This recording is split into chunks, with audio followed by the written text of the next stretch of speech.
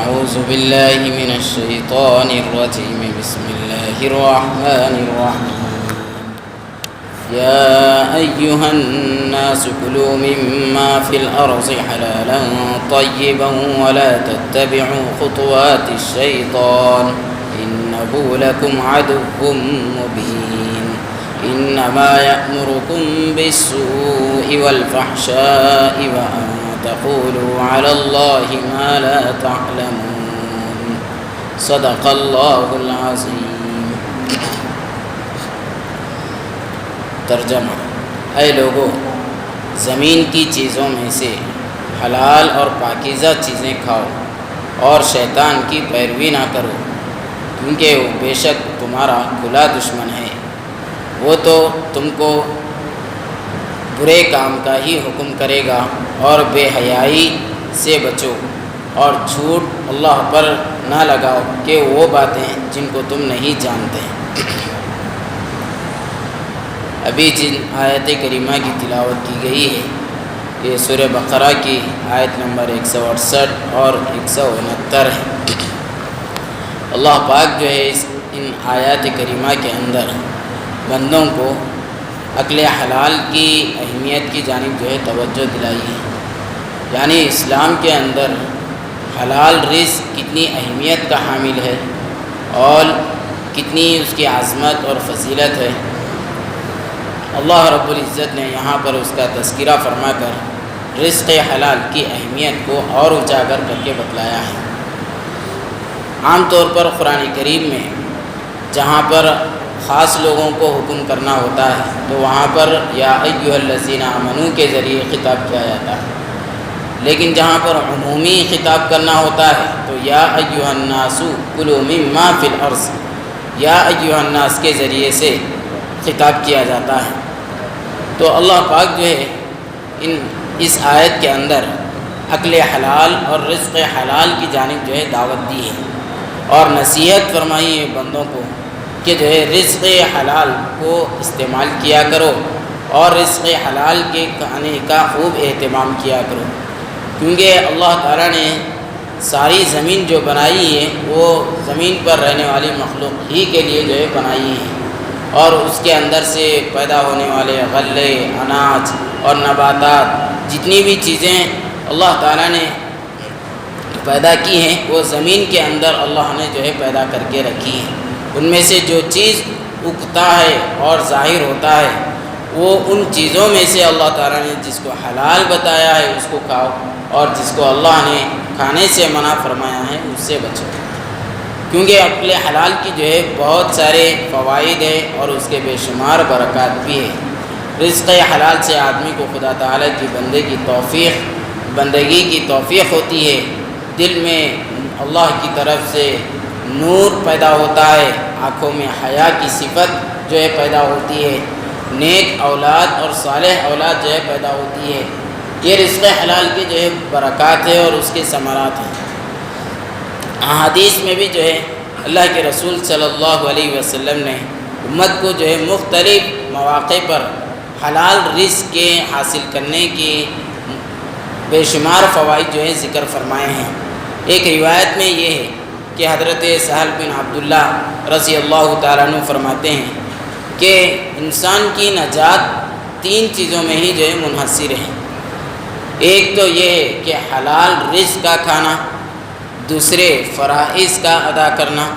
تیسرے رسول اللہ صلی اللہ علیہ وسلم کی سنتوں کی اتباع کرنا. ان تینوں چیزوں میں ہی جو ہے انسانیت کی ہدایت اور نجات جو ہے منحصر رکھی گئی ہے. تو اور ایک چیز رزق حلال جو ہے اللہ کی بارگاہ میں بندے کی دعا کی قبولیت کا بھی بہت بڑا ذریعہ ہے. جہاں پر ہمارے اسباب اور ذرائع بے شمار ہوتے ہیں اور جہاں پر راحتوں کے مواقع بے شمار ہوتے ہیں اور آمدنی بہت زیادہ ہوتی ہے، لیکن سکون اور راحت جو ہے نصیب نہیں ہوتا. اس لیے کہ جو ہے وہ مال ایسا مال ہوتا ہے جس کے اندر حلال کے ساتھ حرام بھی جو ہے ملا ہوا ہوتا ہے. اس کے اندر اس کے حرام مال جہاں پر مل جاتا ہے اور خلط ملط ہو جاتا ہے تو وہاں پر جو ہے انسان کی زندگی میں راحتیں میسر نہیں ہو پاتی۔ حضرت عبداللہ بن عباس رضی اللہ تعالیٰ عنہ سے بھی روایت ہے کہ آپ حضرت سعد بن وقاص رضی اللہ تعالیٰ عنہ نے حضرت صلی اللہ علیہ وسلم سے ایک مرتبہ عرض کیا کہ آپ کی خدمت میں تشریف لائے اور فرمایا اور عرض کیا کہ یا رسول اللہ صلی اللہ علیہ وسلم آپ دعا فرما دیجئے کہ اللہ تعالیٰ مجھ کو مستجاب الدعوات بنا دے۔ یعنی مستجاب الدعوات کا مطلب اللہ کے پاس جو بندے کی نیک دعا ہوگی وہ اللہ کے پاس جو ہے قبول ہو جائے گی، اس کا مطلب جو ہے مستجاب الدعوات۔ تو آپ صلی اللہ علیہ وسلم نے فرمایا، جواب میں ارشاد فرمایا کہ اگر تم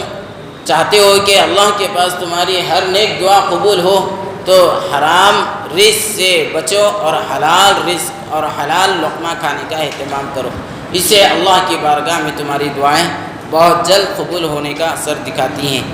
تو پھر آپ صلی اللہ علیہ وسلم نے فرمایا، قسم ہے اس ذات کی جس کے قبضے میں محمد صلی اللہ علیہ وسلم کی جان ہے، آدمی جب حرام لقمہ اپنے پیٹ میں ڈھکیل دیتا ہے تو اس سے 40 دن کی عبادت جو ہے اللہ کی بارگاہ میں قابل قبول نہیں ہوتی، اس کی عبادت کو رد کر دیا جاتا ہے، دھتکار دیا جاتا ہے۔ اور جو گوشت حرام گوشت اور سود یا رشوت وغیرہ سے انسان کے جسم میں بڑھتا ہے اور اضافہ ہوتا ہے، وہ سارا کا سارا حصہ دوزخ کی آگ کا زیادہ مستحق قرار دیا جاتا ہے۔ تو عزیز دوستو، رزق حلال میں کہ اگرچہ کہ ذرائع آمدنی کم نظر آتے ہیں لیکن اس کے فوائد اور برکات بے شمار ہوتے ہیں، اور حرام رزق کے راستے تو بہت ہیں، ذرائع بھی بہت مل جاتے ہیں اور بہت ساری تدبیریں اور صورتیں تو نکل آتی ہیں، لیکن انسان کو ایسے رزق سے جو ہے کبھی راحت اور چین و سکون نصیب نہیں ہوتا۔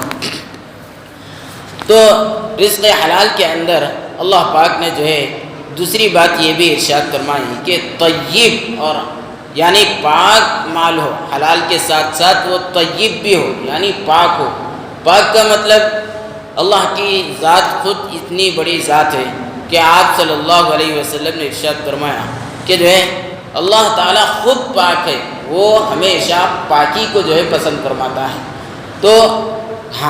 کھانے کے اندر بھی جو ہے حلال مال کے ساتھ جو ہے وہ بہت ہی عمدہ ہو اور بہت ہی پاکیزہ مال ہو، یہ اللہ تعالیٰ کو بے حد پسند ہے۔ اس لیے کہ رزق حلال کی برکت یہ ہے کہ آدمی کے دل میں اللہ کی طرف سے ایک نور الہی جو ہے پیدا ہوتا ہے، حق گوئی اور حق پرستی کی صفت انسان کے اندر جو ہے پیدا ہوتی ہے، اور اللہ تعالیٰ کی طرف سے بندے کے دل میں ذوق عبادت روز بروز جو ہے بڑھتا رہتا ہے اور ایمان میں اضافہ ہوتا ہے۔ یا رزق حلال کے اہتمام سے بندے کی جو دعا ہوتی ہے اور جو آہ ہوتی ہے وہ اللہ کے عرش تک جو ہے ضرور پہنچ کر اپنا اثر دکھاتی ہے اور اللہ کی بارگاہ میں قبول ہوتی ہے۔ گناہوں سے بے رغبتی کی صفت پیدا ہوتی ہے، آدمی کے اندر سے جو ہے حلال مال کھانے کی برکت سے گناہ کی توفیق بہت کم ہو جاتی ہے اور نیک اعمال کی توفیق بہت زیادہ ہو جاتی ہے۔ تو حدیث شریف میں بھی ہے کہ جو ہے آپ صلی اللہ علیہ وسلم نے ارشاد فرمایا، ایک مثال کے طور پر آپ نے ارشاد فرمایا کہ بہت زیادہ دور دراز کا سفر کرنے والا اور پریشان حال شخص اگر اللہ کے سامنے ہاتھ پھیلائے اور کہے یا ربی یا ربی، اے میرے پروردگار اے میرے پروردگار، لیکن اس کا کھانا پینا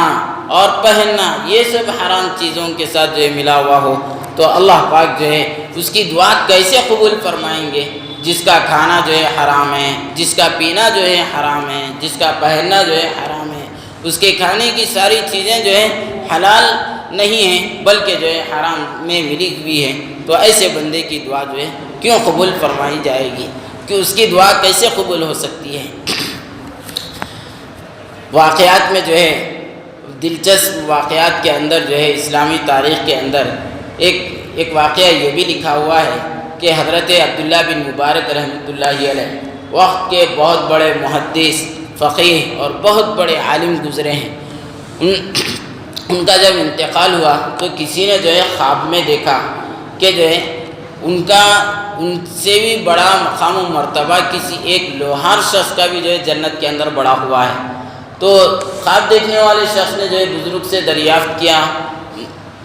اور پوچھا کہ جو ہے آپ سے بڑا مقام و مرتبہ ایک لوہار شخص کا کیسے ہو سکتا ہے، جبکہ آپ حدیث میں بہت بڑی مہارت رکھتے ہیں، علم میں بھی بہت بڑا درجہ ہے، اور فقیہ بھی ہے اور عبادت گزار بھی ہے، آپ اللہ کے نیک بندے ہیں، آپ سے بڑا مقام و مرتبہ اس کا کیسے ہو گیا؟ تو جب خواب پورا ہو گیا تو آ کر جو ہے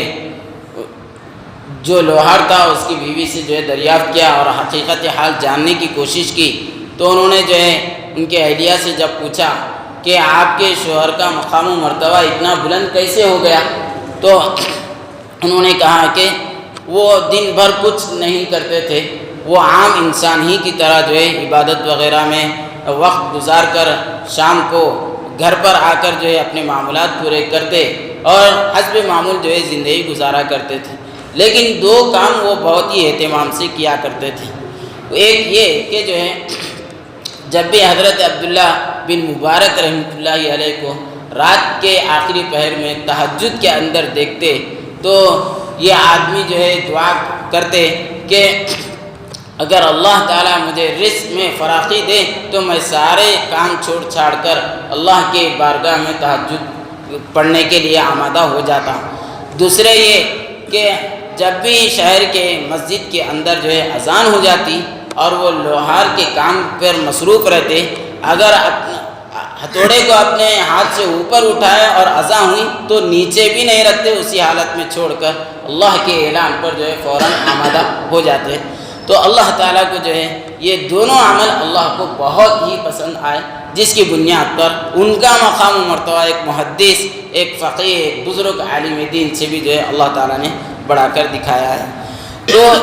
یہ رزق کو حاصل کرنا ہے اور رزق کو پانے کی بہت ساری تدبیریں اور کوششیں اختیار کرنا ہے، یہ نہیں کہ جو ہے صرف اور صرف عبادتوں میں ہی اپنی زندگی گزاری جائے۔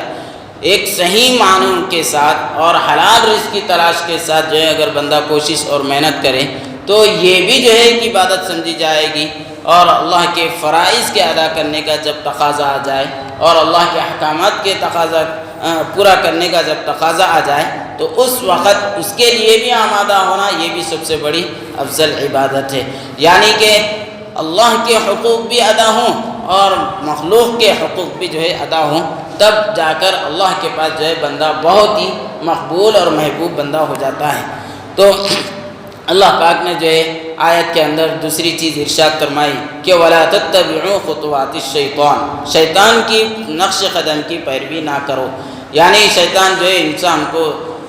دو وقت کی روٹی کمانے کے لیے اور تھوڑی سی راحت اسے دلوانے کے لیے بہت سارے ناجائز کاموں سے جو ہے گزار دیتا ہے۔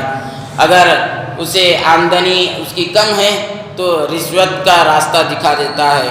اگر اسے پریشانیاں بہت ہیں تو سود کا راستہ دکھا دیتا ہے، اگر اس کی پریشانیاں حل ہی نہیں ہو رہی ہیں تو پھر جوا، خمار بازی اور بہت سارے غلط کاموں میں مبتلا کر کے انسان کو پیسوں کے راستے دکھا کر جو ہے بہکا دیتا ہے۔ تو اللہ پاک ارشاد فرماتے ہیں کہ میری زمین میں نے جتنی چیزیں جو ہے پیدا کر کے رکھی ہیں، بہت سارے غلے، اناج، نباتات، ساری چیزوں کو اللہ تعالیٰ نے جو ہے حلال اور پاکیزہ بنا کر جو ہے پیدا فرمایا ہے، تو ان میں سے جو طیب ہو اور جو پاکیزہ ہو اس کو کھاؤ، لیکن شرط یہ ہے کہ تم شیطان کی نقش قدم اور اس کی پیروی سے جو ہے بچتے رہو، اس لیے کہ وہ کبھی بھی جو ہے انسان کو دھوکہ دے سکتا ہے اور کبھی بھی جو ہے انسان کو جو ہے گمراہ کر سکتا ہے، کیونکہ